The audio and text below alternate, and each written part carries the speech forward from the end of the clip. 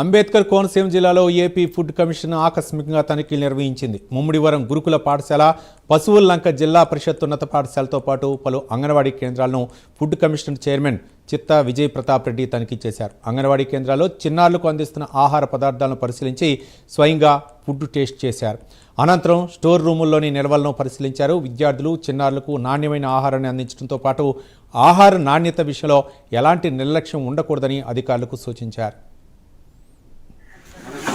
ఏదో 50-20 సెంటర్లు అండి సార్.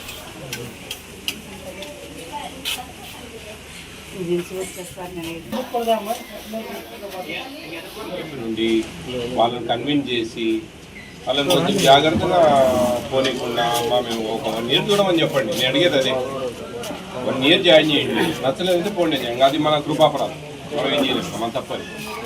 అట్లా ఒక 1 ఇయర్ ఉంచండి అమ్మా. కొంచెం మీకు మెరుగ్గా అనిపిస్తే కంటిన్యూ చేయండి, లేకుంటే కాన్వెంట్లో పంపించుకోండి.